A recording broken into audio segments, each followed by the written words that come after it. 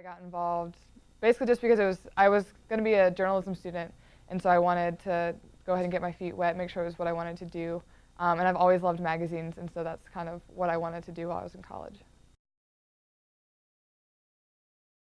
Yeah, the article about Professor McNeil and Dr. Now was my first article for the Talon monthly magazine, TM exclamation point, as it came to be known.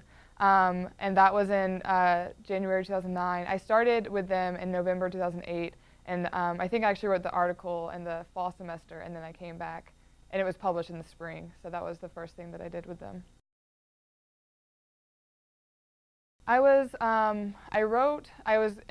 researching a bit for articles for about 6 months, and then I was promoted to the acquiring editor, and that was a lot more of looking into stories that we could be featuring and headlines and kind of making things pop so that they would be interesting to readers.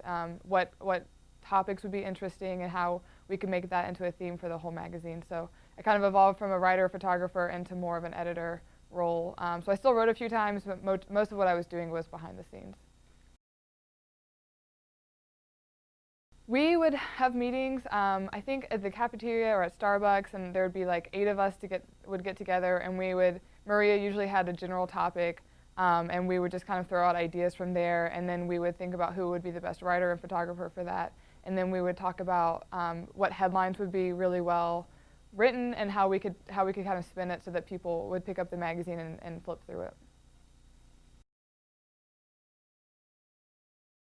I don't remember the details of the staff manual. I remember having it and like looking through it, and we had this big meeting, and I remember like running to it because I was late and it was hot outside, and it was like business casual. I remember showing up and being like really nervous because I think she wrote it right as I came on as a staff writer, so I like want to make a good first impression. So I remember going, but I don't remember that was years ago, so I don't remember all the basics. I remember her talking about like if you're in these certain positions, if you're a writer, if you're a photographer, this is kind of our expectations. We need stuff on time, we have deadlines for a reason, that kind of stuff, and kind of put the fear of God into us to be part of her team. So deadlines to me are very black and white, and there's no wiggle room. So when she said that, I was like, yeah, I can do it, like that makes sense to me. My schoolwork was the same way, working in journalism, they were the same way. They were like, an editor doesn't take stuff, you miss the news peg and it's over, and so you miss the deadline of this article, and I don't give you 10 points off, you don't get a 0. That's what happens in the real world. So it was really good to kind of, and that's what we do at CNN. Like if I miss a news peg, if I'm a day late, people are like, why are you talking about this still? Like that was yesterday's news. So it's definitely applicable, and it really taught me that there is a right and wrong in news, and you have to be willing to put the work in to get it done on time. So I graduated in July 2010 as well. So Marie and I left at the same time, and Rachel Goff became editor-in-chief. I don't know, I wasn't, because I was kind of phasing out, I wasn't part of a lot of that, but I think they changed it to Talon. It went online, which I do remember, and when they went online, they put all of the past year's archives up there, and then it went to the full size.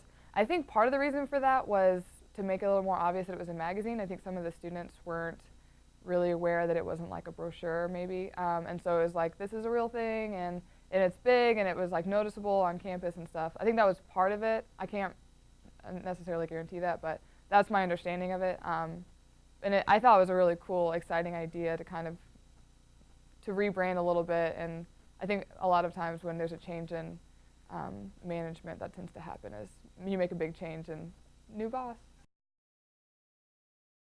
We had it in the same place all around campus, outside of a lot of the student buildings. I think the first issue in 2009, we actually like just took a box, grabbed 3 friends each, and like made people take them from us, like handed them out on campus, and we're like, no, really take it. So that was one of the ways we kind of got it out. And I think a lot of it was just consistently publishing so that people knew when it was coming. We had to sell ads, and so they had a booklet actually for us, and we had to go to different businesses and pitch to them to be a part of the magazine. I don't know, I can't remember how much money it was, and I wasn't on any of the financial stuff, but I do remember we had this big binder, and we had to go. I think we had to sell maybe 3 ads. That was definitely part of the staff's responsibility.